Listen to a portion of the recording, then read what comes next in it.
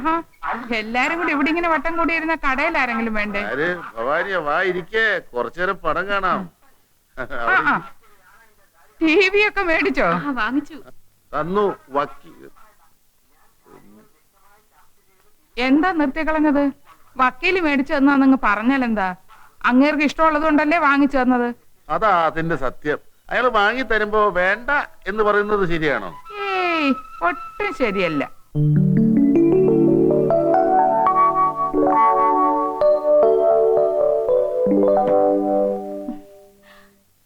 എനിക്കിഷ്ടപ്പെട്ടു. എന്തിഷ്ടപ്പെട്ടെന്ന്? TV. ഓ, ശ്രീദേവിയുടെ വീട്ടിൽ പോയിരുന്നു അല്ലേ? ശ്രീദേവിയുടെ വീട്ടിലല്ല, എന്റെ വീട്ടിൽ. അച്ഛനും അമ്മയ്ക്കും ഇഷ്ടപ്പെട്ടു. എന്ത് TV? ഏത് TV? തോമസ് ഊട്ടിയുടെ കയ്യിൽ വാസോട്ടൻ വീട്ടിൽ കൊടുത്തുവിട്ട TV. ഈ വാസോട്ടൻ എന്താ ഒന്നും അറിയാത്ത പോലെ. വാസു വേട്ടനോ? ഇനി ഞാൻ അങ്ങനെ വിളിക്കും. എന്നാ നടത്തേണ്ടതെന്ന് അച്ഛൻ ചോദിച്ചു. എന്ത് വിവാഹം ഗുരുവായൂർ വെച്ച് നടത്താനാ അമ്മയ്ക്കിഷ്ടം. ഗുരുവായൂർ വേണ്ട, ശബരിമലയിൽ വെച്ചായാലോ? അയ്യോ, അച്ഛനും അമ്മയ്ക്കും പ്രായമായി, മല കയറാൻ ബുദ്ധിമുട്ടാ. നമുക്ക് ഗുരുവായൂർ വെച്ച് മതി വാസോട്ടോ. അതിരിക്കട്ടെ, ഈ ടിവിയുടെ വിവരം ശ്രീദേവി അറിഞ്ഞോ? അറിഞ്ഞു കാണും. അമ്മായി ഇന്നലെ വീട്ടിൽ വന്നിരുന്നു, TV കണ്ടു. പെട്ടെന്ന് നടത്തണമെന്ന് അമ്മായിയും പറഞ്ഞത്.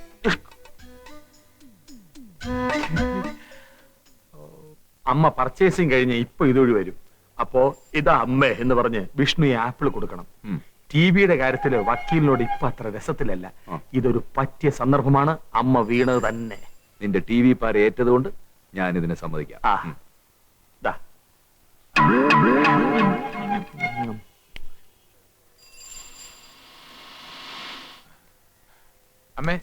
അമ്മയെ കാണാൻ ഞാൻ വീട്ടിൽ പോയിട്ട് വരിക. അമ്മ എന്നെ തെറ്റിദ്ധരിച്ചിരിക്കുക. എന്നെയും ശ്രീദേവിയും തമ്മിൽ അകറ്റാൻ വേണ്ടി കുബുദ്ധികൾ പല കുതന്ത്രങ്ങളുമായിട്ട് ഇറങ്ങിയിട്ടുണ്ട്. അവരുടെ വരയിൽ അമ്മയെ പോലെ ബുദ്ധിയുള്ള ഒരു സ്ത്രീ വീഴുകയെന്ന് പറഞ്ഞാൽ... പെണ്ണുങ്ങളുള്ള വീട്ടിലെല്ലാം വക്കീല് TV വാങ്ങിച്ചു കൊടുക്കുമെന്നാ എല്ലാരും പറയുന്നത്. ഈശ്വര, അമ്മയ്ക്കല്ലാതെ വേറൊരു കുഞ്ഞിന് ഞാൻ TV... അമ്മേ, നാരായണൻ ചേട്ടന്റെ വീട്ടിൽ TV വാങ്ങിച്ചു കൊടുത്തത് ഞാനല്ല. പിന്നെ TV താനേ പറഞ്ഞ അവിടെ ചെന്നിരിക്കുവോ? ആങ്ങളേക്ക് TV വാങ്ങിക്കാനുള്ള കഴിവില്ലെന്ന് എനിക്കറിയാം. അതെനിക്കും അറിയാം. ഇത് വേറെ ആരോ TV വാങ്ങിച്ചു കൊടുത്തിട്ട് എന്റെ പേര് പറഞ്ഞിരിക്കുക. അതിന്റെ ആവശ്യം നമ്മളെ തമ്മിൽ തെറ്റിക്കാൻ. അമ്മേ, അവനെ കണ്ടുപിടിച്ച് അമ്മയുടെ മുമ്പിൽ കൊണ്ട് നിർത്തി ഞാൻ സത്യം പറയിക്കും. ഈ കാലത്ത് ആരെയും വിശ്വസിക്കാൻ പറ്റത്തില്ല എന്റെ വക്കീൽ. ബില്ല് കിട്ടിയോ? അമ്മേ കണ്ടോ, TV വാങ്ങിച്ച ബില്ലിന്റെ കോപ്പി ആ കടയിൽ നിന്ന് ഞാൻ സംഘടിപ്പിച്ചെടുത്തതാ. ആരുടെ പേരിലാ TV വാങ്ങിച്ചിരിക്കുന്നത് നോക്കിയേ. തോമസ് കുട്ടി, കൂത്രപ്പള്ളി വീട്. ഇപ്പൊ അമ്മയ്ക്ക് വിശ്വാസമായോ? ആ മാങ്ങാത്തലേനെ എന്റെ കയ്യിലൊന്ന് കിട്ടട്ടെ. ഇടിച്ചവന്റെ ഷേപ്പ് ഞാൻ അത് തന്നെ. അമ്മ കയറിയാട്ടെ, ഞാൻ വീട്ടിൽ കൊണ്ടുവരണം. വരണം. ഇതൊന്ന് തുറന്നേ. ഞാൻ തുറന്നു. അങ്ങനെ വിട്ടോക്കത്തില്ലല്ലോ. ഞാൻ അപ്പുറത്ത് തുറക്കാം.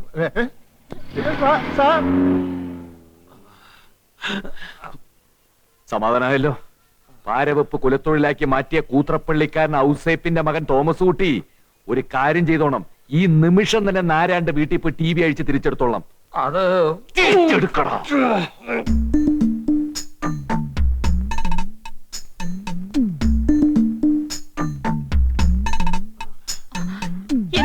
എന്താ തോമസ് കുട്ടി കാണിക്കുന്നത്? എന്താ ഇത്? ആ വക്കീലിന്റെ സ്വഭാവം ശരിയല്ല. ആദ്യം പറഞ്ഞ് TV ഇവിടെ കൊണ്ട് തരാൻ, ഇപ്പൊ പറഞ്ഞ് തിരിച്ചെടുത്തോണ്ട് അങ്ങോട്ടേയല്ലേ.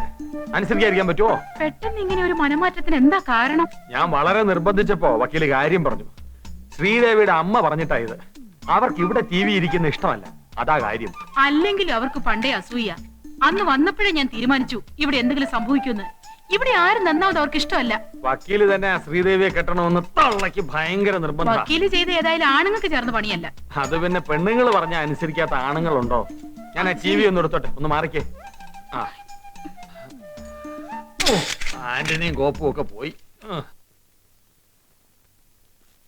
എനിക്കല്പം സംസാരിക്കാനുണ്ട്. ഇപ്പൊ സമയമില്ല. സമയം ഉണ്ടാക്കണമല്ലോ. എന്താ വക്കീലിന്റെ ഉദ്ദേശം? എനിക്ക് പല ഉദ്ദേശങ്ങളും കാണും. അതിപ്പോ നിങ്ങളോട് പറയാൻ പറ്റില്ല. എന്റെ മകളുടെ കാര്യം എന്നോടല്ലാതെ പിന്നെ വേറെ ആരോട് പറയുക? ചില തീരുമാനങ്ങൾ എടുക്കാനാ ഞാൻ വന്നിട്ടുള്ളത്. ഞാൻ തീരുമാനമെടുത്ത് കഴിഞ്ഞു. എന്ത്? ഞാൻ ശ്രീദേവി വിവാഹം കഴിക്കും. അപ്പൊ എന്റെ മോളോ? നിങ്ങളുടെ മകൾ എന്റെ ഒരു ശമ്പളക്കാരി മാത്രമാണ്. മറ്റ് യാതൊരു ബന്ധങ്ങളും ഇവരുമായിട്ട് എനിക്കില്ല. ഓഹോ, ഇപ്പൊ ഇങ്ങനെ ആയല്ലേ? എന്റെ മോൾക്ക് കളർ TV മോഹന വാഗ്ദാനങ്ങൾ കൊടുത്തിട്ട് ഇപ്പൊ ചതിക്കുക. Shut up. ഇംഗ്ലീഷ് പറഞ്ഞ് പഠിപ്പിക്കില്ലേ? Get out. പുറത്തിറങ്ങാനാണ് പറഞ്ഞത്. അതെ, അച്ഛനോടും മോളോടും ഒരു കാര്യം പറഞ്ഞേക്കാം, മര്യാദയ്ക്ക് ജോലി മാത്രം ചെയ്യാമെങ്കിൽ ഇവിടെ തുടരാം. അതല്ല പ്രേമിക്കാനും കല്യാണം ആലോചിക്കാനും ഒക്കെയാണ് പരിപാടിയെങ്കിൽ ഈ നിമിഷം ഈ ഓഫീസിൽ നിന്ന് പുറത്താക്കും. മനസ്സിലായോ? അതെ, ഈ പരിപ്പ് ഇവിടെ ചെലവാകത്തില്ല. അത് നിങ്ങളുടെ കടയിൽ തന്നെ വച്ചാൽ മതി. ആരെങ്കിലും വന്ന് വാങ്ങിച്ചോണ്ട് പൊക്കോളും.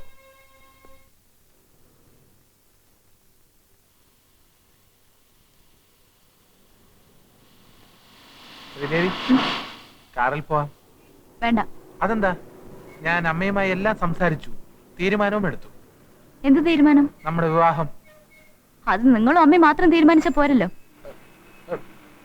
ശ്രീദേവി, എന്താ എനിക്കൊരു കുറവ്? എന്തുകൊണ്ട് എന്നെ ശ്രീദേവിക്ക് വിവാഹം കഴിച്ചുകൂടാ? ഞാൻ വിഷ്ണുവിനെ സ്നേഹിക്കുന്നതുകൊണ്ട്, ഞങ്ങൾ തമ്മിൽ വിവാഹം കഴിക്കാൻ ആഗ്രഹിക്കുന്നതുകൊണ്ട്. അപ്പോ ഞാൻ നിങ്ങളോട് എനിക്കുള്ള വെറുപ്പ് അന്ന് കോളേജിന്റെ വരാന്തയിൽ വെച്ച് പ്രകടിപ്പിച്ചതാണ്. ഇന്നും ആ വെറുപ്പിന് ഒരു കുറവും വന്നിട്ടില്ല. എനിക്ക് ജോലി വാങ്ങിച്ചതെന്നും നിങ്ങൾക്കൊരു വിചാരമുണ്ട്. നിങ്ങൾ ഇല്ലെങ്കിലും എനിക്കത് കിട്ടുമായിരുന്നു. നിങ്ങൾ ചെയ്തത് വെറും ഒരു പോസ്റ്റ്മാന്റെ ജോലി മാത്രമാണ്. മനസ്സിലായോ? നിങ്ങൾ വലിയ ബുദ്ധിമാനും തന്ത്രശാലിയാണല്ലോ. എന്നിട്ട് ഇത്ര നാളായിട്ടും എന്റെ അച്ഛനെ കൊന്നവനെയോ ആ കാറോ കണ്ടുപിടിക്കാൻ കഴിഞ്ഞോ?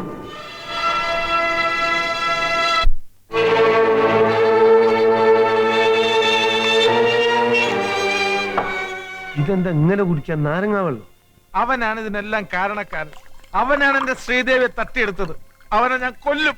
ആരെ? വിഷ്ണു. വിഷ്ണു? അതെ, അമേരിക്കൻ വിഷ്ണു. കുറച്ച് നാളായി അവൻ ഇവിടെ കിടന്ന് വിലസാൻ തുടങ്ങിയിട്ട്. വിഷ്ണു? ആ പേരെവിടെയോ കേട്ടതുപോലെ. അവന്റെ സിൽബന്തി ആ തോമസ് കുട്ടി, അവനാണ് മെയിൻ പാര. അവനെ ഞാൻ കൊല്ലും. തോമസ് കുട്ടി, Vishnu, America. America my God, America. പറയൂ, പറ. വിഷ്ണു വരുന്നുണ്ട്. വിഷ്ണു? അവൻ നിന്റെ ആരാ? വെളുത്ത് ക്ലീൻ മീശ, ചുരുണ്ട മുടി, നെറ്റിയിലൊരു പാട്, അതല്ലേ തോമസ് കുട്ടി? അവൻ തന്നെ. മുഖ്യമന്ത്രിയുടെ മരുമകന്റെ കോണ്ടസാ പിടിച്ച ദിവസം വിഷ്ണുവിനെ തിരക്കി സ്റ്റേഷനിൽ അവൻ വന്നിരുന്നു. വിഷ്ണു അകത്തോട്ടോ? വിഷ്ണു? ഏത് വിഷ്ണു? സാറ് പിടിച്ച കാറിന്റെ. എടാ തോമസ് കുട്ടി,